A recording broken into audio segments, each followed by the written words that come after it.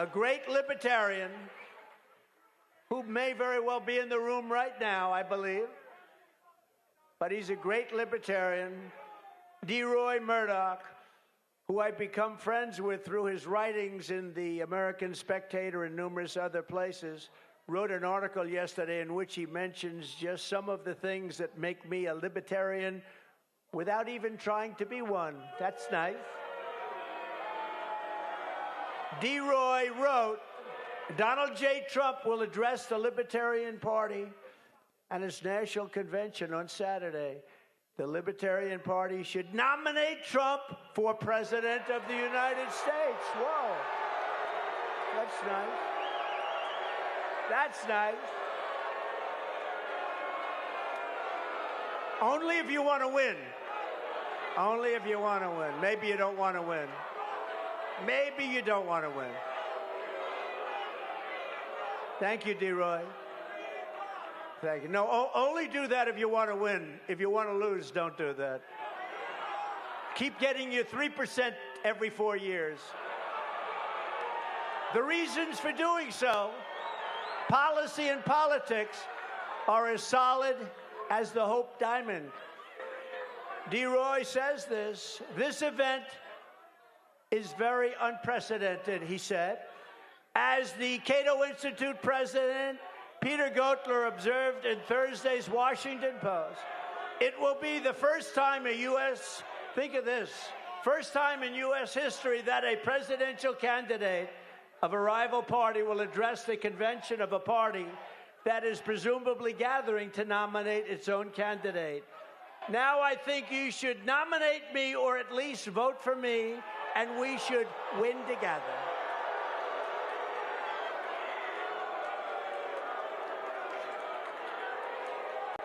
You heard those words.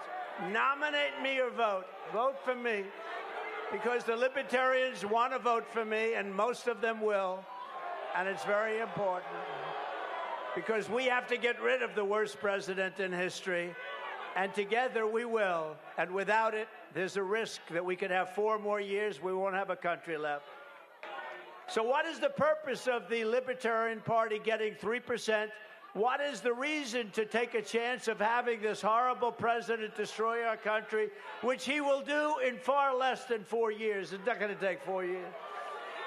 That is why I'm committing to you tonight that I will put a libertarian in my cabinet and also libertarians in senior posts.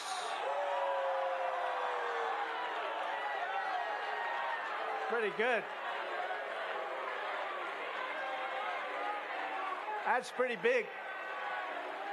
Or you can keep going the way you have for the last long decades and get your 3% and meet again and get another 3%. No, you want to make yourself winners. It's time to be winners. You have a lot of common sense. It's time to be winners. So I'm asking for the well, think of it. I'm asking for the Libertarian Party's endorsement, or at least lots of your votes, lots and lots of libertarian votes, based on my 4-year, very outstanding presidential record. Much of my record is libertarian. As an example, Deroy, thank you. Hey, where is Deroy? Is he here? Deroy, where are you? He's great. I like Deroy. I've liked him for a long time, and he is a libertarian. Thank you, Deroy. Thank you. Deroy wrote, the $1.5 trillion Tax Cuts and Jobs Act was America's largest infusion of tax relief. That's the largest tax relief ever. It sliced individual tax rates for all taxpayers and slashed corporate tax rates from a punishing 35% to a globally competitive, and much more than that, only 21%, way down.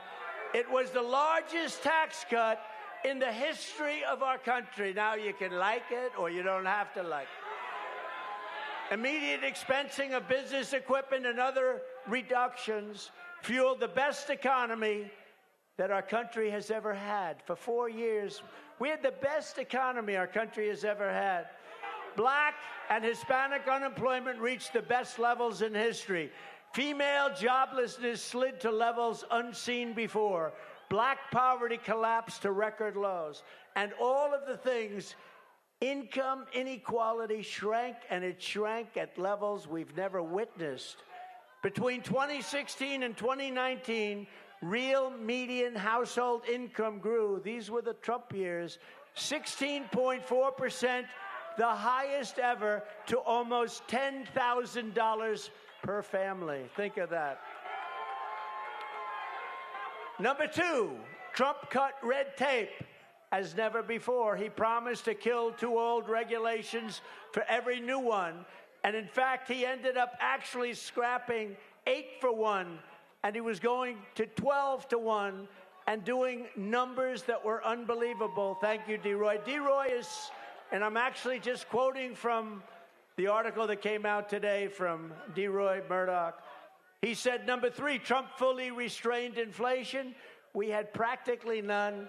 Prices were rising just 1.4% as he left office. And this was a fraction of the 9% inflation that lying Joe Biden repeatedly claims Trump handed him. No, he said we handed him no. It went up to 9% after he took over the White House and created all the inflationary acts. He did a horrible job.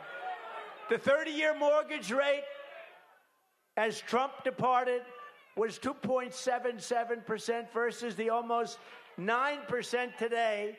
And you, by the way, even if you pay 9%, you can't get any money. There's no money available. Trump's drill, baby, drill approach fostered energy independence, which we've never had before. Low fuel and electricity prices helped moderate inflation and propel economic growth. But all of these things have now skyrocketed. They have skyrocketed to levels never seen. Inflation has hit us harder than it's probably ever hit us before, and people are suffering because of it. Trump promoted parental rights and school choice. Trump's education department repealed the so-called guidance letter that turned on-campus sexual harassment accusations into de facto criminal convictions. You know all about that. Who else would do that for you? Trump restored due process to the he said, she said minefield for your children.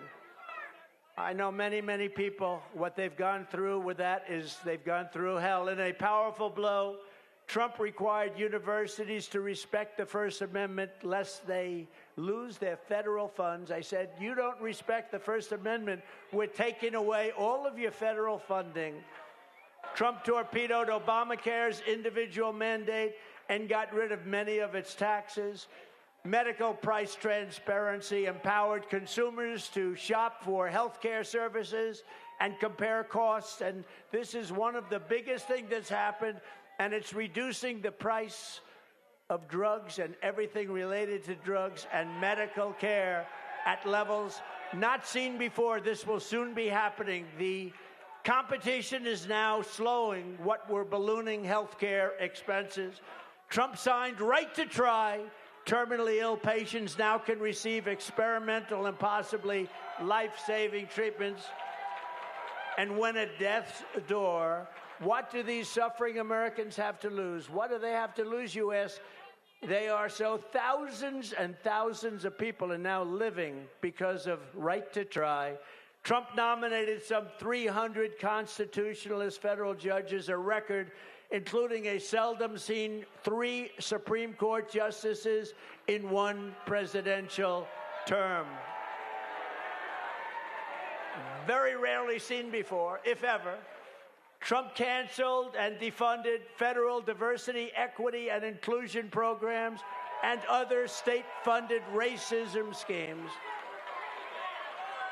The VA Mission Act, which Trump signed, lets military veterans receive federally funded medical care in the private sector if delays prevent their treatment in VA hospitals. In other words, if they're delayed, they can go out and get a private doctor. We pay the bill. They go out, they get a private doctor, they get better. People were waiting online for 2 months, 3 months, 5 months, 6 months, and not anymore. Trump signed a measure that streamlined dismissals of federal bureaucrats who abuse America's beloved veterans. He got NATO countries to pay hundreds of billions of dollars more for their protection. The only president who did so, and substantially reducing what we were forced to pay. We got them to pay, other nations to pay hundreds of billions of dollars that they weren't paying. No other president was able to do that, reducing very substantially what we paid. During the Trump administration, we had peace through strength, no wars other than the complete and total destruction of ISIS. And Deroy ended by saying that most libertarians would say this is a non-exhaustive roster of accomplishments like no other, that it truly shines. So again, Deroy, thank you very much. Deroy Murdock, I appreciate it. We could not have written that better. And as you say, there were many other things we did that were quite libertarian also. So I want to thank you very much. That was a great article. Thank you. Deroy Murdock, thank you.